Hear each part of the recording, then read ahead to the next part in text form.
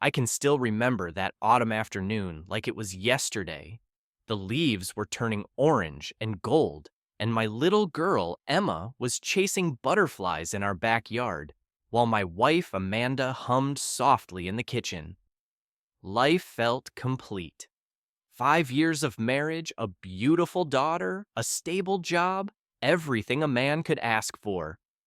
But my sister-in-law Diane always looked at me with suspicious eyes, every family gathering. That evening, her phone call changed everything I thought I knew about trust and betrayal. Before we dive into this story, let me know where you are watching from in the comments below. If you enjoy stories about truth, loyalty, and unexpected twists, hit that like button and subscribe to the channel. Sometimes the people who try hardest to expose others are the ones hiding the biggest secrets themselves. My relationship with Diane started on rocky ground from the very first day I met her 6 years ago. Amanda had invited me to a family barbecue to introduce me as her new boyfriend. I remember walking through the front door of their mother Patricia's house, holding a bottle of wine and wearing my best smile. Diane was standing in the living room, arms crossed, examining me like I was a suspect in a police lineup. She did not even wait for proper introductions. Her first words to me were asking what I did for a living. When I told her I was an accountant at a construction company, she raised one eyebrow and looked at Amanda with disappointment written all over her face. Her husband, Marcus, is a real estate director, she said, as if that somehow made her opinion more valuable than mine. From that moment on, Diane made it her mission to remind everyone that I was not good enough for her little sister. Every holiday dinner, every birthday party, every casual family gathering became an opportunity for comparison. Her house was twice the size of ours. Her car cost more than my annual bonus.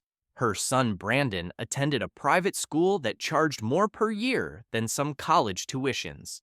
Patricia, my mother-in-law, did not help the situation. She had a tendency to favor Diane because Diane was the successful one, the lawyer, the one who married well. Whenever Patricia visited our modest three-bedroom house, she would sigh and say things like, "Amanda deserves more than this," or "I hope you are saving for a bigger place." I remember one Thanksgiving dinner particularly well. We were all sitting around the table when Diane casually mentioned that Amanda could have married Derek, a surgeon friend of hers from law school. She said Derek still asks about Amanda sometimes, and it was such a shame things did not work out between them. Amanda's face turned red. She apologized to me later. That night said her sister did not mean it that way. But we both knew exactly what Diane meant.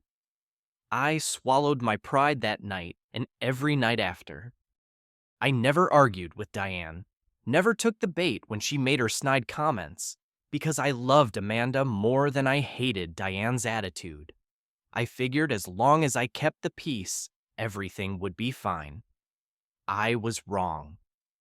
That Friday evening started like any other.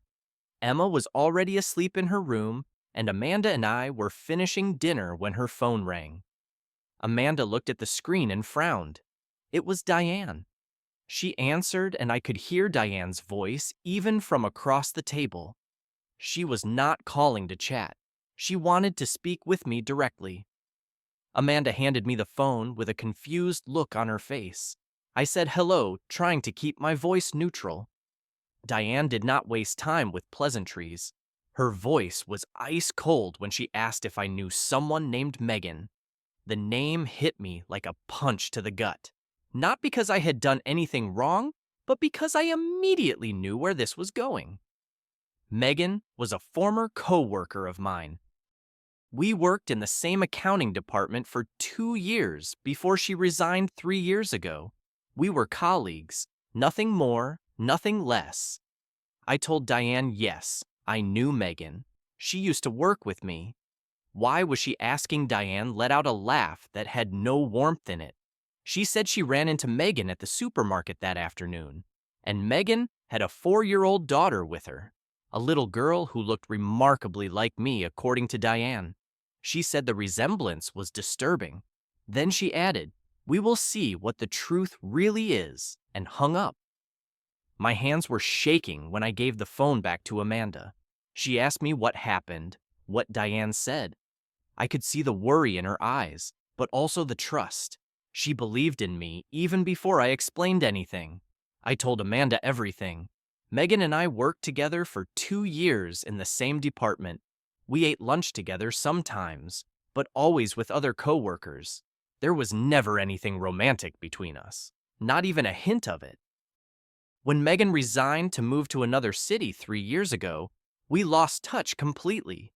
I did not even have her personal phone number. Amanda listened without interrupting. When I finished, she took my hands in hers and said she believed me. But then she added something that stuck with me. She said she was scared because she knew Diane would not let this go.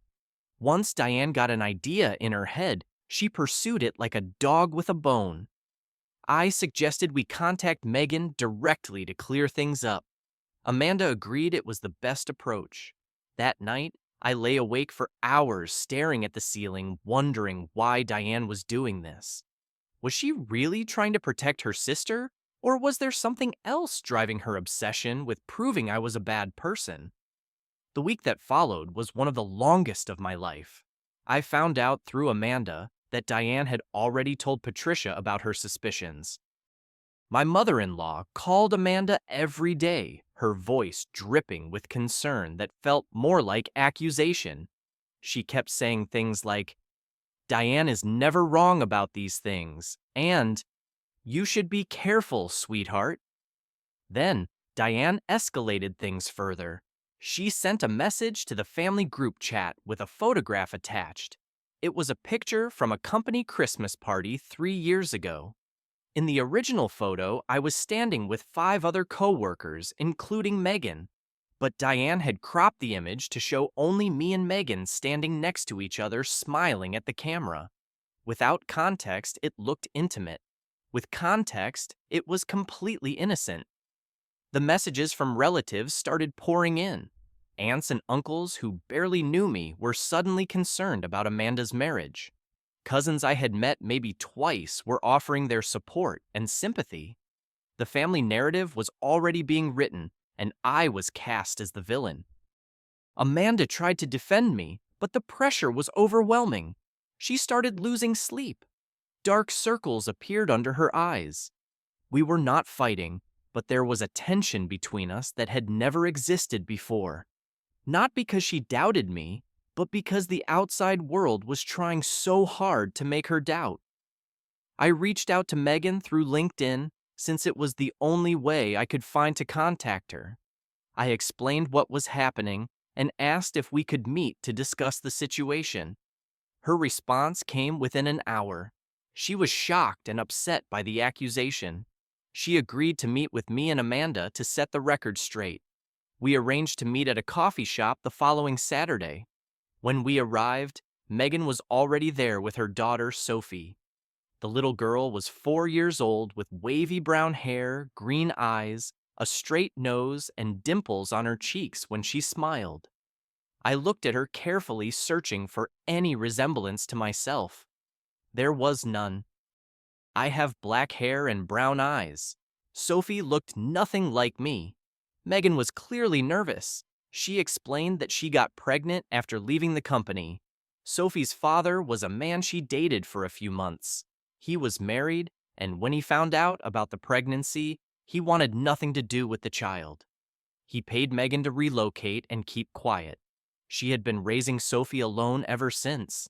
She looked me directly in the eyes and said clearly that she and I never had any kind of relationship beyond professional. We were co-workers, nothing more. She was willing to take a DNA test if it would help prove my innocence. Amanda was relieved, but I noticed something strange. She kept looking at Sophie with a puzzled expression.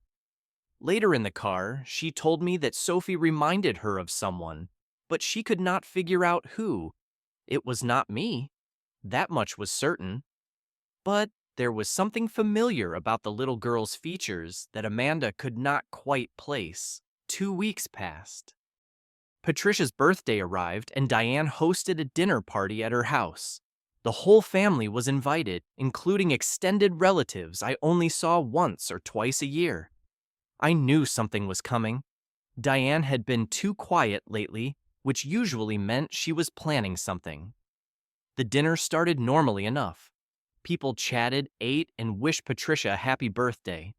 But midway through the meal, Diane stood up and clinked her glass with a fork. She said she had an important announcement to make. My stomach dropped. Diane walked to the head of the table and started presenting her case like she was in a courtroom. She showed the cropped photograph of me and Megan. She pointed out that Sophie was born approximately 9 months after Megan left the company. She talked about the alleged resemblance between Sophie and me. She spoke with such confidence, such conviction, that even I started to wonder if she believed her own lies. Then she turned to me and demanded that I take a DNA test. She said if I refused, everyone would know I was guilty. The room fell silent. Every pair of eyes was on me. I could feel the judgment, the suspicion, the doubt radiating from people I had known for years. I stood up slowly. My heart was pounding, but I kept my voice steady. I told everyone that I agreed to take the test. I had nothing to hide. If a DNA test was what it took to prove my innocence, then I would gladly take one. Amanda burst into tears and rushed out of the room. I wanted to follow her, but something caught my attention first. Marcus, Diane's husband, was sitting at the other end of the table. His face had gone pale, almost gray. As I watched, he reached for his wine glass and knocked it over, spilling red wine across the white tablecloth. His hand was trembling. No one else seemed to notice. They were all too focused on me, the accused. But I saw it. I filed it away in my mind, not understanding its significance yet. Why would Marcus be nervous? This had nothing to do with him. Or so I thought. The DNA test was scheduled for the following week. I arrived at the testing facility with Megan and Sophie. Diane insisted on coming along to ensure there was no tampering with the results, she said. Her arrogance was almost unbearable. She strutted around the waiting room like she had already won. Marcus, notably, was absent.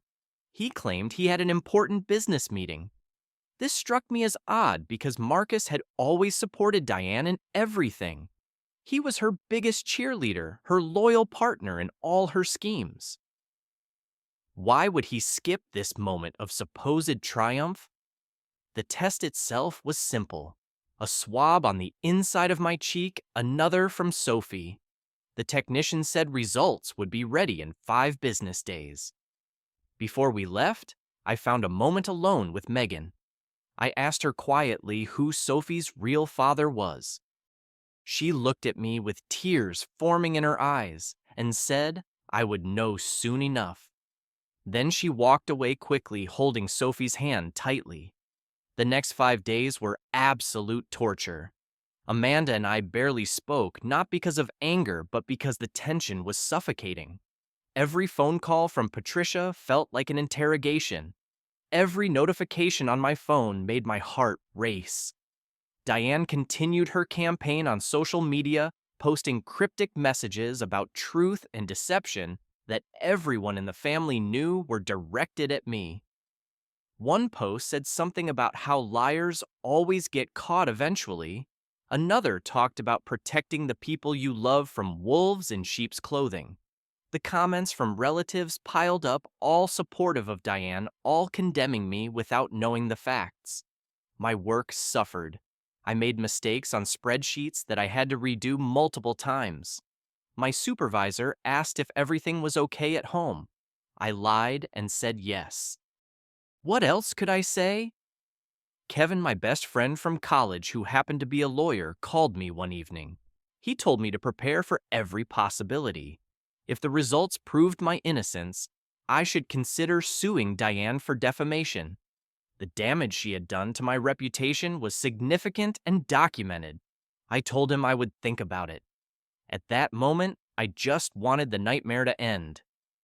On the fifth day, I sat at my computer with Amanda beside me, refreshing my email every 30 seconds. The notification finally came at 2:17 in the afternoon. My hand was shaking so badly I could barely click on the message. The results were clear and unambiguous. I was not the biological father of Sophie. 0% probability. I read it 3 times to make sure I was not hallucinating. Then I turned to Amanda and we held each other and cried. 5 days of hell weeks of suspicion, and now it was over. I was innocent. The test proved it. I called Diane immediately. I asked her if she had seen the results. There was silence on the other end for a long moment. Then she said the testing facility might have made a mistake. She would demand another test. I told her she owed me an apology. She hung up without another word. 3 days later, Megan called me. Her voice was different, heavier somehow. She said there was something I needed to know. She said the real father of Sophie was Marcus. I nearly dropped my phone. Megan explained everything. She met Marcus at a real estate conference 4 years ago. He was charming, attentive, and confided in her that he was unhappy in his marriage. Diane was controlling and critical. He felt suffocated. They started an affair that lasted several months. When Megan discovered she was pregnant, she told Marcus. He panicked. He gave her money to relocate and made her promise never to reveal his identity. He said it would destroy his family, his career, everything. Megan agreed because she was scared and alone. She kept the secret for 4 years. But when she saw me being falsely accused, when she watched Diane publicly humiliate an innocent man, she could not stay silent anymore. She had done her own DNA test using Brandon Marcus and Diane's son as a comparison sample for sibling DNA matching.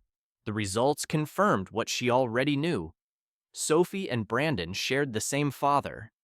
I sat in stunned silence for a long time after Megan finished talking. The irony was almost too much to comprehend.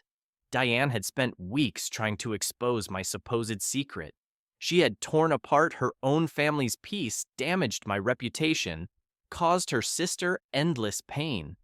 And in doing so, she had unknowingly exposed the secret that her own husband had been hiding for 4 years. I faced the hardest decision of my life that night. I had proof that would destroy Diane's world, the same Diane who had tried to destroy mine. Part of me wanted revenge. Part of me wanted her to feel the same humiliation she had put me through. But I also thought about Amanda. Diane was her sister. Despite everything, they shared blood history and childhood memories. I could not make this decision alone. I told Amanda everything Megan had revealed. She listened in shock, her face cycling through disbelief, anger, and finally a deep sadness. When I finished, she was quiet for a long time.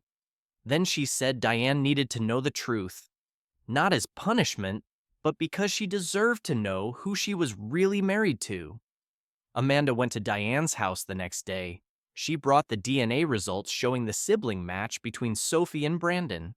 She told her sister gently but honestly what Marcus had done. Diane did not believe it at first. She called Marcus, demanded he come home immediately. When he arrived and saw the evidence, his denial crumbled within minutes. He confessed everything: the affair, the money, the 4 years of lies. Diane's world collapsed in an instant. She had built her entire identity around being better than others, having the perfect husband, the perfect family, the perfect life. And now she discovered it was all a facade. The man she trusted most had betrayed her in the worst possible way. She filed for divorce within a week. I did not feel triumphant. I did not feel vindicated. I just felt sad. Sad for Diane despite everything she had done to me. Sad for Brandon, who would grow up with divorced parents. Sad for Sophie, who would always be a reminder of her father's betrayal. 2 months after the divorce was finalized, Diane came to our house. I almost did not recognize her. The arrogance was gone. The sharp edges had softened. She looked tired and humbled in a way I had never seen before. She asked to speak with me alone. Amanda gave us privacy, and Diane sat across from me at our kitchen table. Then she did something I never expected. She apologized. Not a quick, dismissive apology, a real one. She said she had spent years trying to prove I was not good enough for Amanda. She admitted she had been jealous of her sister's happiness. Diane's marriage looked perfect from the outside, but inside it was cold and lonely. Marcus worked constantly. They barely spoke. They had not been intimate in years. When she saw Amanda and me laughing together, holding hands, genuinely enjoying each other's company, something inside her broke. She convinced herself that our happiness must be fake, that I must be hiding something terrible. Finding out about Megan and Sophie seemed like proof that she was right all along. Instead, her obsession had exposed her own husband's secrets and destroyed her own marriage. I told Diane I forgave her. I meant it. Holding on to anger would only poison my own heart. She had already lost everything. What would my resentment add except more pain? Diane and Amanda hugged for a long time that day. It was the first step toward rebuilding their relationship as sisters. Not the competitive, jealous dynamic they had before, but something healthier, something based on honesty and mutual support. A year has passed since then. Life has returned to normal, or perhaps something better than normal. Emma just turned 4, and she is the light of our lives. Amanda and I are stronger than ever. Going through that trial together showed us both what our marriage was made of. Diane is doing better. She is focused on being a good mother to Brandon. She started therapy to work through her issues with jealousy and control. We are not best friends, but we can share a meal together without tension. That is more than I ever expected. Megan and Sophie are thriving. Marcus pays child support as required by court order. He lost most of his custody rights to Brandon because of the circumstances of the divorce. I hear he moved to another state to start over. I do not wish him well, but I do not wish him harm either.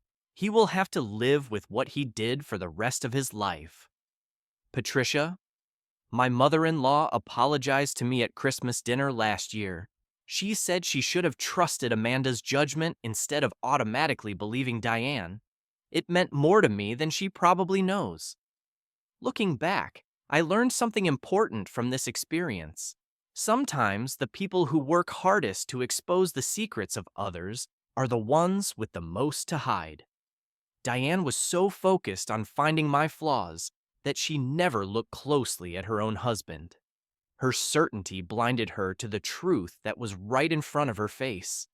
I also learned about the power of trust. Amanda believed me when everyone else doubted. She stood by my side when her own mother and sister were against me. That kind of loyalty is rare and precious. It is the foundation of a real marriage. And finally, I learned about forgiveness. Not the weak kind that pretends everything is fine. The strong kind that acknowledges the wrong, accepts the apology, and chooses to move forward without carrying the weight of hatred. Forgiving Diane did not mean what she did was okay. It meant I refused to let her actions define my future. If you are going through something similar right now, if someone is accusing you falsely or trying to tear apart your life with lies, I want you to know this. Do not give up. The truth has a way of protecting itself, and sometimes karma does not need your help at all. I would love to hear your thoughts in the comments below. Have you ever been falsely accused of something? How did you handle it? What helped you get through it? Drop your story down there. Let us support each other. If this video resonated with you, please hit the like button so more people can find it. Subscribe to the channel if you want more stories like this one. And share this video with someone who might need to hear it today. Thank you for spending this time with me. I hope my story gave you something valuable, whether it is hope perspective or just the reminder that you are not alone. Take care of yourselves, trust the people who deserve your trust, and never let anyone make you doubt your own worth.